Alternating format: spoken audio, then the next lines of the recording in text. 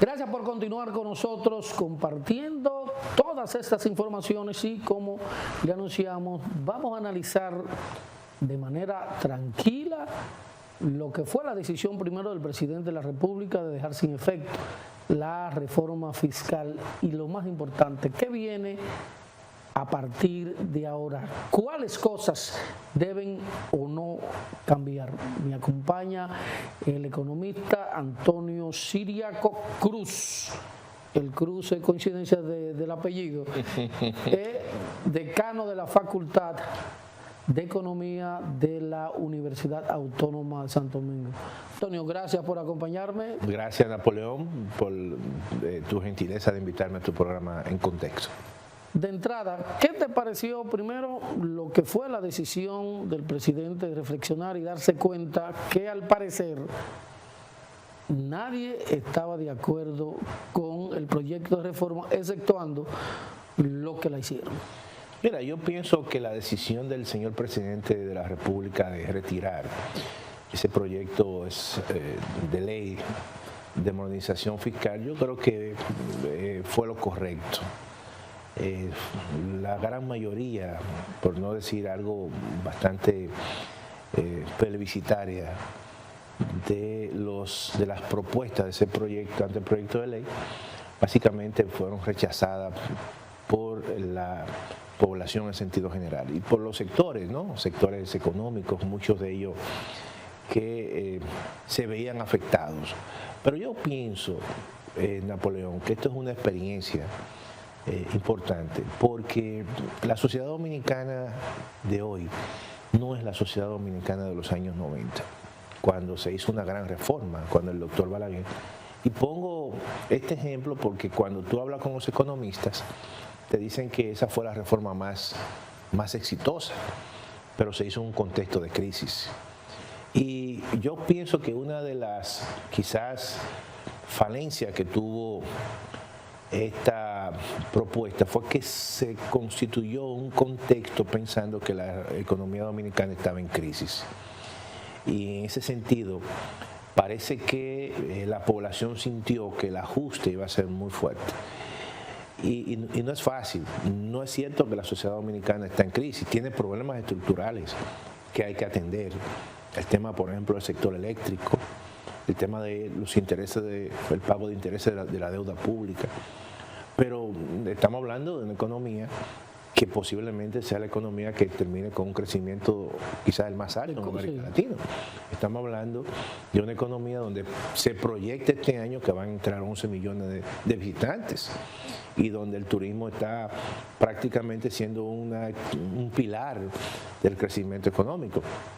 Entonces, tú presentar un anteproyecto de reforma fiscal donde el 72% de la carga, es decir, donde el 72% de las recaudaciones que iba a recibir el Estado Dominicano provenían de impuestos indirectos, llámese el IVA o el ITEVIS y el impuesto selectivo al consumo, ahí ya tú veías que esa carga no estaba bien distribuida, sino que recaía básicamente en sectores de clase media.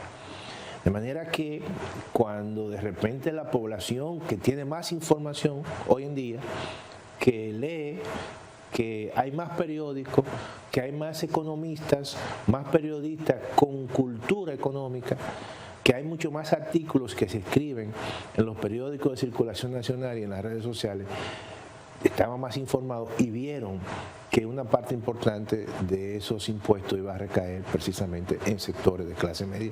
Y entonces comenzó el reclamo a través de las redes sociales, a través de los medios de comunicación masiva, pero también a través de las vistas públicas del Congreso Nacional. Y los cacerolazos, claro, las manifestaciones, claro, el preludio de protesta. No, y cacerolazos en sectores básicamente de la clase media alta. De la clase media alta, porque yo recuerdo, no hace tanto, yendo por el supermercado El Nacional, que queda en la zona de los Cacicazgos, cerca de ahí, y yo escuché una cantidad de cacerolazos, una cosa impresionante en esa torre. Y yo decía, pero ven acá, esta gente se está viendo afectada. Es decir, que la sociedad dominicana de hoy es una sociedad que hay que darle participación. Y yo creo que si hay un elemento que hay que tomar en consideración, Napoleón, en este proceso, es que las reformas tienen que partir del principio del gradualismo, tomando en consideración que la economía dominicana no es una economía que está en crisis. Y pienso yo que aunque en algún momento se pueda presentar esta reforma o este proyecto, pero ya consensuado, pero queda un camino que yo creo que lo que va a hacer el gobierno básicamente es profundizar los procesos de racionalización del gasto público. Por ejemplo, en ese mismo proyecto, Napoleón, en las primeras partes se plasmó el tema de la racionalización del gasto público a través de fusión de algunos ministerios importantes, instituciones, y eliminación de instituciones, y además también de la aplicación en el año 2025 de la Ley de Responsabilidad Fiscal, que implica cierta contención del gasto público, básicamente del gasto primario. Y eso yo creo que es el mecanismo que le queda al gobierno ahora, en lo inmediato, para tratar de ver si mejora la eficiencia del gasto público y sobre esa base de recaudar, por lo menos en el tiempo, como dijo el señor presidente, básicamente hasta 25.000 millones de pesos. Claro, esa no es la solución. La solución a problemas estructurales, como te he mencionado, como el caso del déficit del sector eléctrico, que para el año 2025 prácticamente se van a transferir casi 90.000 millones de pesos. Y además que el pago de intereses de la deuda pública para el año 2025 va a sobrepasar los 300.000 millones de pesos. Solamente en esos dos renglones estamos hablando que es un monto que sobrepasa el déficit de las finanzas públicas. En esos dos montos sobrepasa el déficit de la finanza pública, que para el año 2025 será de 254.000 millones de pesos. Entonces, para que tú veas la magnitud, evidentemente, de lo que se requiere. Y no es verdad que en un año se iba a resolver ese tema. Por eso yo entiendo que hay que partir del principio del gradualismo sobre la base de mejorar la eficiencia, de ir incluso, que también es un elemento que el gobierno pienso yo, aplicar, es el tema del combate a la evasión fiscal. Que hay que decir lo siguiente con respecto a eso. Cuando tú calculas los niveles de evasión del ITEVI, en el año 2017, en un estudio que hizo el Ministerio, la Dirección General de Impuestos Internos, se hablaba con los mismos instrumentos que ellos utilizaron de un 43%. Hoy en día, con esos mismos instrumentos que ellos han utilizado, esa evasión está en un 35%, es decir, que ha habido una baja.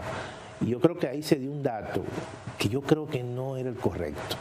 Se hablaba de una evasión del ITEVI de casi un 47%, cuando en realidad ha habido una mejoría en la eficiencia recaudatoria y en los mecanismos que ha estado utilizando la Dirección General de Impuestos Internos para la evasión. ¿Qué provocó la irritabilidad desde tu punto de vista como economista? Claro, y también como un economista con vínculos sociales, porque tú tienes una participación muy activa en la Universidad del Estado, donde es más abierta la sociedad dominicana. Mira, lo primero que hay que tomar en consideración... Por ejemplo, la gente pensaba que el ITEVI se iba a reducir del 18, por ejemplo, al 14, aunque se ampliara la base. Claro. Mira, nosotros hicimos una propuesta, pero yo te la voy a ir respondiendo por partes.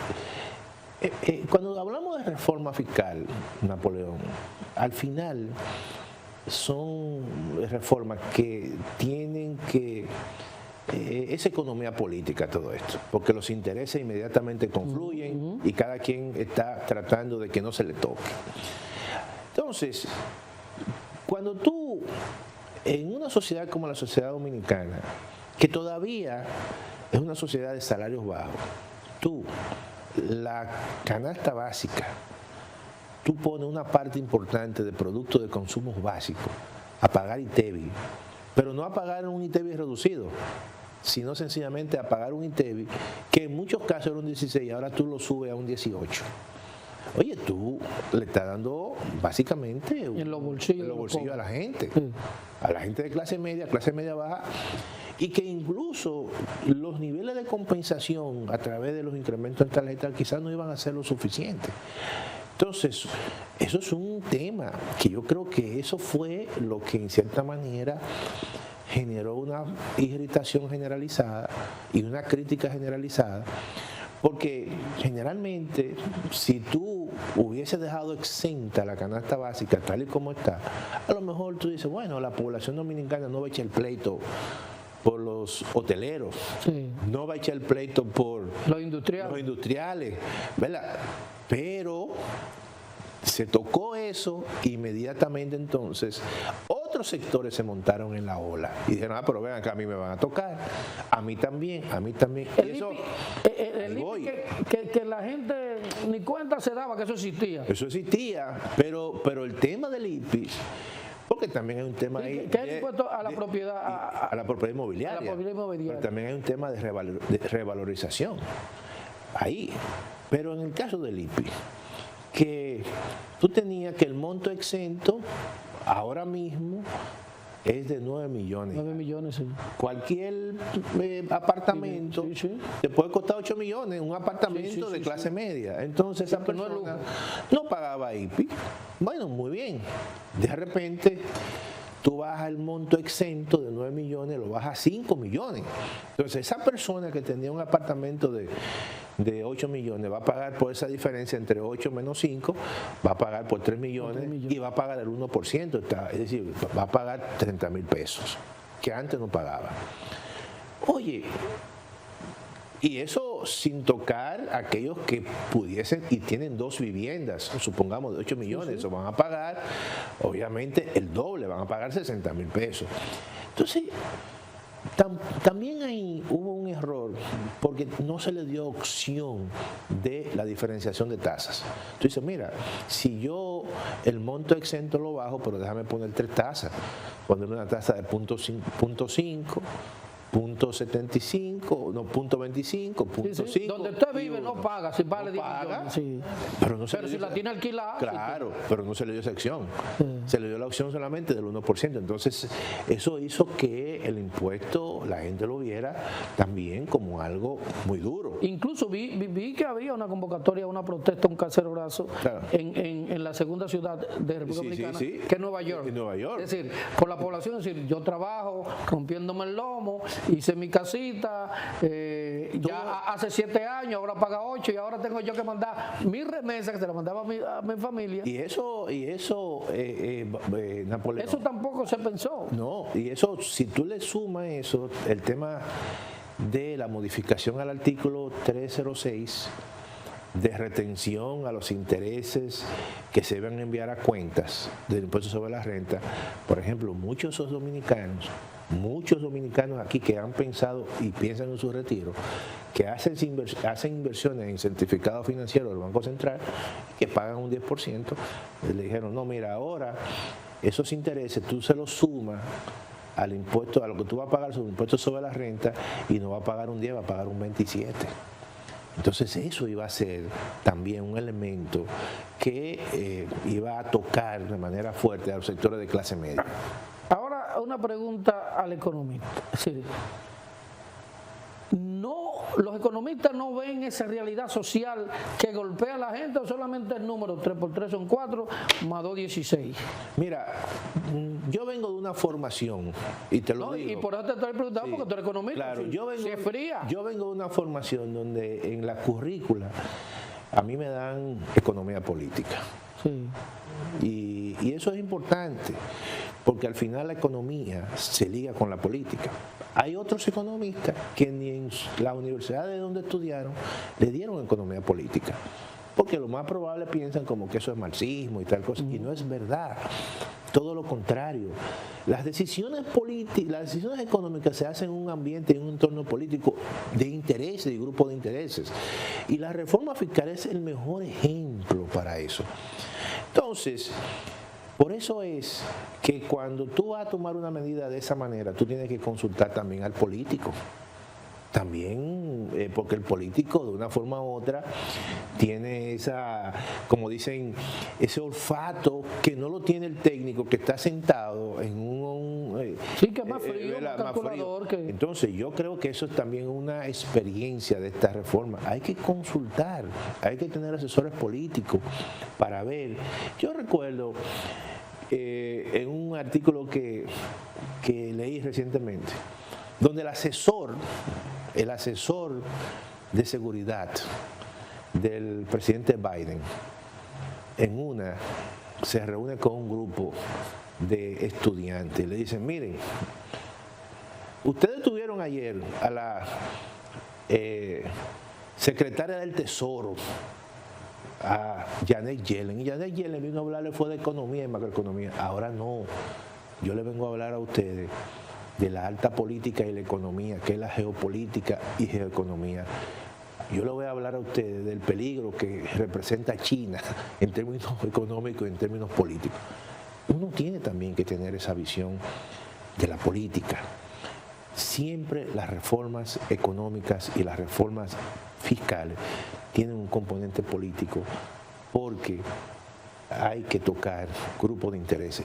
Y siempre hay que pararse, hay que reunirse, hay que ampliar los consensos, y en ese sentido yo creo que es un elemento que dentro de esta reforma hay que verlo como una experiencia. ¿Tú piensas que quizás al presidente de la República o no consultó o le hicieron, porque tradicionalmente aquí llaman los anillos, sí, sí. Es decir, donde Pacheco, por decirte uno que se la huele toda, mira lo bien que se lleva con la oposición, claro, con claro. todo el mundo, es decir, cómo esos veteranos políticos no fueron consultados para tomar una decisión de esa naturaleza que tiene un impacto en la población? Yo pienso que se debió abrir el abanico, incluso dentro del mismo sector gubernamental. Porque en el mismo sector gubernamental hay posiciones un tanto diferentes, ¿no? Aunque confluyen, pero hay personas que tienen una sensibilidad social más que otra. Y eso se debió ampliar, básicamente. Tú hablas de sensibilidad social. Hay un ministro que tiene que ver con economía, que tiene o tuvo una formación marxista, una visión muy proletaria. Y no lo oí personalmente a Pavel Issa opinando en eso, ni siquiera en la semanal donde se hizo el anuncio se le dio un turno. Porque yo creo que lo más probable no tuvo la responsabilidad o no le dieron la responsabilidad para básicamente... No, pero quizás para el tema de diversificar la oferta. Pero eso que tú has dicho también a uno le llama la atención, le llamó la atención. O sea, como precisamente una persona o el ministerio, que el ministerio tiene esa sensibilidad. Te voy a citar otro, Seara Hatton, claro, que tuvo el PNUD, entorno, que el mismo claro, grupo, mismo que siempre te habla de eso. A uno le llama la atención esa parte que el profesor Miguel Seara Hatton, yo no lo vi como muy activo en esos aspectos, pero yo creo que hay una gran oportunidad ahora, pienso yo, de incorporar un equipo más amplio, con una visión, vamos a decir, más social o más humana, como le llamarían precisamente ese grupo, y partir del principio, que es muy importante, Napoleón, de la gradualidad. La economía dominicana no está en una crisis. Si tú quieres recaudar los 122.000 o 140.000 o lo que sea un horizonte temporal, no es verdad que tú de golpe y porrazo tú vas a cerrar la brecha. ¿Por qué? Porque la sociedad dominicana ha cambiado, no es la sociedad de los años 90, y yo creo que esto es una sociedad de clase media donde precisamente tú tienes que buscarle mecanismos de compensación a sectores de clase media. Ustedes tienen o tenían una propuesta que la pusieron sobre el tapete. Claro. Parece que no se le escuchó mucho. Si el presidente le llama ¿estarían dispuestos ustedes a hacer su Claro, aporte? claro. Para eso nos gustaría que profundicemos. Claro. Si usted tiene una propuesta. Claro. Nosotros, mira, insistimos mucho. En primer lugar, para el tema de la formalización, nosotros presentamos formalmente que se creara un monotributo. Un monotributo para las MIPYMES. Eso... para hacer lo que se dice que no se hace, claro, simplificar. Simplificar. Pues, tanto, usted debe pagar Claro, 10. mire, usted va a pagar un monto fijo. Sí. Y ese monto fijo incorpora lo que pueda pagar de impuestos, incorpora la TCS, incorpora Infotec, todo en un solo pago, en función del tamaño de su empresa, ¿verdad? Y esos pagos usted lo va a hacer de manera parcial, 3 pagos, 4 pagos o 6 pagos. También dentro de ese paquete nosotros solicitamos la eliminación del anticipo, eso se tomó. Pero también en ese paquete solicitábamos la incorporación de ProMIPYME para que ProMIPYME estableciera un programa de financiamiento para todos aquellos que estén como monotributistas. Para que la gente entienda, es que la informalidad es lo máximo en el dinamismo de la economía dominicana. Claro, para que la gente sepa el dato. La informalidad ahora mismo representa el 54% de la economía. Más de la economía. Claro, mucho más. Sí. Entonces, incluso el mismo Banco Central hizo recientemente una encuesta empresarial. Y déjame decirte que el 85% de las empresas que el Banco Central encuestó eran informales. Solamente el 14 eran formales, para que tú veas la magnitud del problema. Entonces, en ese sentido, nosotros, la propuesta de nosotros decía, mira, esto no es para fines de recaudar, esto es para fines de formalizar y con un potencial recaudatorio en el tiempo muy grande. 2, nosotros establecimos que los alimentos, los medicamentos y la educación esté exenta. Es decir, que no le pongan ITEVI, es decir, que se quedase tal y como estaba. 2, en el caso del IPI, nosotros proponíamos 3 tasas, como te he dicho, una de 0.25, de 0.50 y de 1%. En función de la misma dinámica que ocurre en los países centroamericanos, básicamente, hay 3 tasas. Tercero, nosotros los gastos, la deducción de los gastos educativos no lo hubiésemos eliminado, lo hubiésemos hecho más progresivo en el sentido siguiente. Con la propuesta que presentó el gobierno, se elimina la deducción de los gastos educativos cuando tú presentas tu declaración sobre impuestos sobre la renta. Asumiendo de que muchos hogares dominicanos se endeudan para poner sus hijos en colegios bilingües y para ponerlo en universidades privadas, y que al final entonces cuando presentaran su declaración de impuestos sobre la renta se lo deducían, nosotros decimos no lo elimine, elimina solamente aquellos de rentas muy altas y deja solamente las escalas salariales de donde están la renta de clase media para que se aprovechen de eso. Entonces, si tú lo eliminas, tú estás afectando a los sectores de clase media. Eso se eliminó. Otro punto, nosotros no planteamos la eliminación de las compras por internet. Lo que sí propusimos es que se limitaran a 5 o a 6 compras por tarjeta viente, como pasa en Colombia y en otros países. Pero no lo elimine, porque esos son mecanismos que tienen los sectores de clase media. Y evidentemente que el tema de los intereses, nosotros eso no estamos de acuerdo, eso es algo que eso se debió haber dejado tal y como estaba. Y con esas propuestas, yo creo que el gobierno no iba a disminuir fuertemente sus recaudaciones, todo lo contrario, iba a tener recaudaciones, quizás como se planteó al principio, entre 110.000 y 115.000 millones de pesos, porque ahí no están las posibles recaudaciones que puede tener el gobierno por el tema de mejorar la eficiencia. Cuando yo veo, y no soy economista, veo lo mío en lo razonable. Claro. Por ejemplo, el pago del impuesto a la placa. Eso, es decir, que lo aumentaron a 3.000 pesos. Yo tengo un Toyota Corolla y tú tienes un Maserati. Y tienen, lo digo, menos de 5 años. Y pagamos lo mismo. Pagamos igual. Eso. Sí, no puede ser. Entonces, eso. O por cilindraje, o marca. O por cilindraje o por marca. Pero ahí eso hay que modificarlo. Ahí no hay equidad. No, totalmente.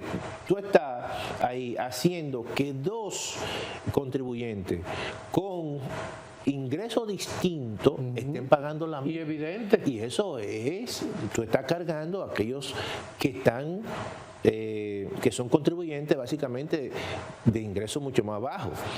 Entonces, no es lo mismo que mi carro sea utilitario y tenga menos de 5 años, que yo esté pagándolo quizá igual que una persona que traiga un Lamborghini. Sí. Entonces, 6,000 pesos. Eso yo creo que también estuvo mal diseñado. Ahí hubo que buscar un mecanismo de diferenciación, o por marca o por cilindraje, pero no sencillamente por que tenga 5 o más de 5 años, porque ahí se pueden meter muchos casos. Cuando se conoce esta realidad, yo sé lo que entiende, Sí. que el tema va, Sí, aunque sí. sea posteriormente. Sí. Es decir, ¿tienen ustedes la esperanza, Siriaco, de que lo llamen? No, nosotros... Cuando digo la esperanza es con el diálogo, así con el presidente, claro. con el poder de decisión. Mira, nosotros hemos... Porque además, y te lo digo, ustedes hemos estado... son la primera universidad, o la más vieja universidad del Nuevo Mundo. Napoleón, te voy a confesar, nosotros le presentamos propuestas directamente y hablamos con el ministro, ¿verdad? Y nada, muchas veces el tema de tú asumir que esta reforma es con fines recaudatorios, esa forma inmediata, no te lleva a ver quizás un tanto el plazo más allá de la coyuntura. Entonces, con esto nosotros siempre hicimos énfasis de que habían situaciones en las cuales había que llevarla de manera gradual. Y esa siempre ha sido nuestra posición, por el hecho de las características ya de la sociedad dominicana. Es que nadie crece hombre. La sociedad dominicana, tú no puedes imponerle cosas de choque, porque no hay crisis ahora mismo. Ahora, si hubiese una crisis, eso fue lo mismo que ocurrió en Colombia. En Colombia se quiso hacer una reforma dentro de un contexto de crisis. Y aún así, creó una crisis, pero política. Y política. Entonces, todo esto hay que verlo también en los contextos y la realidad de cada uno de los países. Nosotros, vuelvo, y estamos reiterados a cualquier tipo de consulta como Facultad de Ciencias Económicas y Sociales.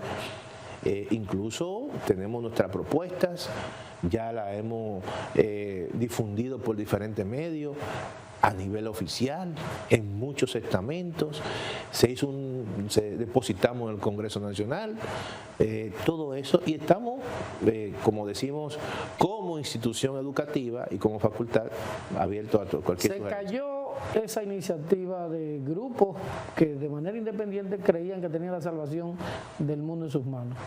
¿Qué le toca al presidente Abinader ahora? Porque tú estabas haciendo un cerebro cuando a ti te dicen, ok, a ti te van a entregar 1,000 pesos y resulta que tú vas a seguir recibiendo los mismos 300 de siempre. Mira, yo creo que en esto el presidente de la República no debe desesperarse. Su segundo mandato apenas inicia y apenas tiene 2 meses. Y yo creo que todavía hay mucho camino por recorrer. Yo lo que pienso que debe profundizar todo el tema de la racionalización del gasto público.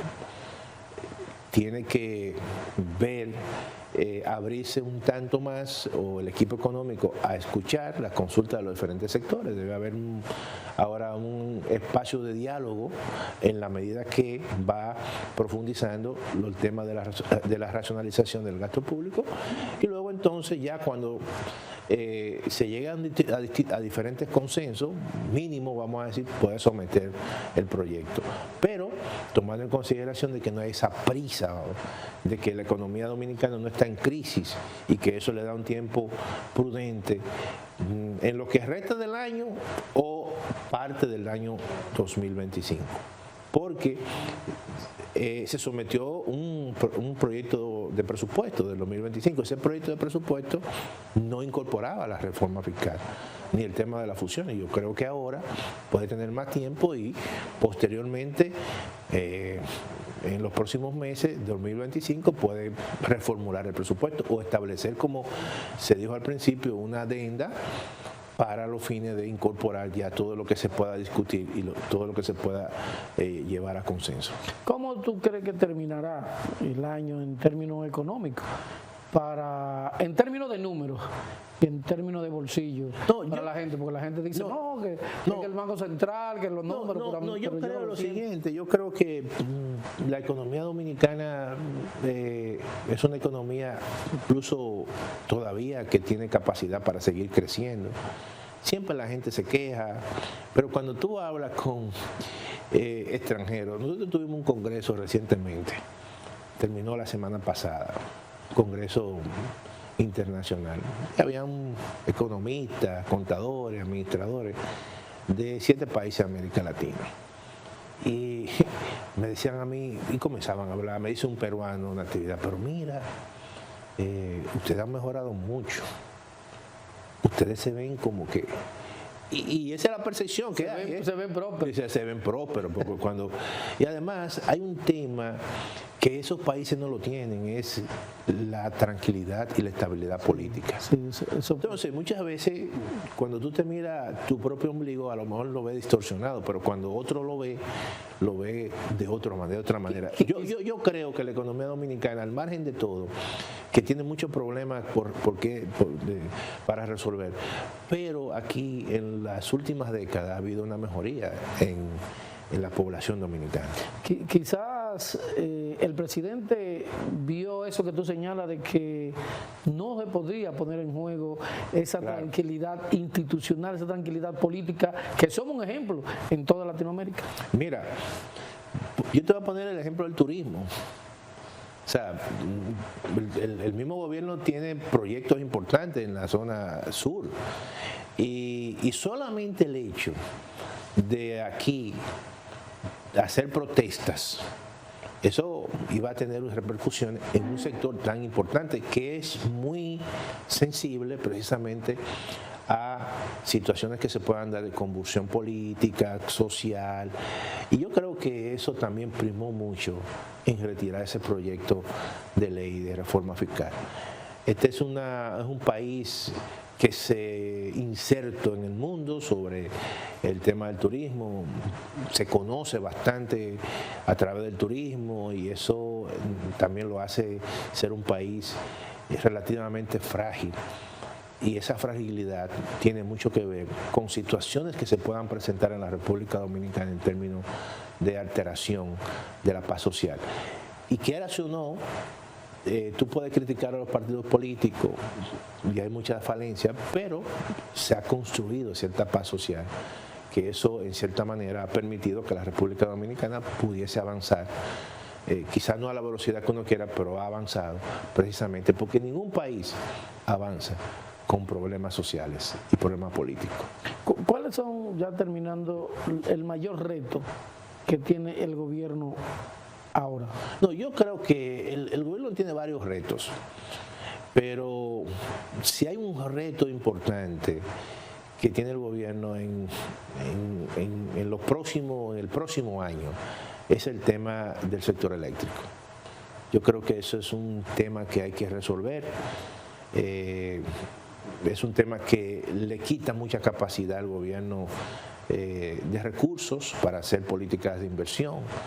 Y es un tema que todavía no se ha resuelto en la República Dominicana 50 años. En el año 2000, Napoleón, aquí se destinaban 1.500 millones al sector eléctrico como transferencia. Ahora, el año pasado fueron 75.000 millones. Entonces, el gobierno tiene un plan que presentó César Marrancini, pero se está hablando de que hay que invertir por lo menos 300 o más millones y eso, cada año. Y cada vez que hay un retraso, eso viene atrás. Y además hay dos elementos. Por eso que el gobierno, quizá en el futuro inmediato, tendrá que presentar un proyecto de reforma fiscal porque el sector eléctrico necesita inversión. Y además también que una parte de esas inversiones tendrán que venir de reajuste tarifario, que eso no se ha hablado, pero eso va a venir. Y todo eso, evidentemente, que tiene un impacto negativo en la población dominicana. Antonio, gracias de verdad. Gracias a ti, Napoleón, por la invitación. Y gracias a ustedes por acompañarnos y ver en toda su dimensión los pros y los contras de un proyecto de reforma fiscal que llevó al presidente al final a retirarlo. Gracias por acompañarnos. Será hasta una próxima entrega.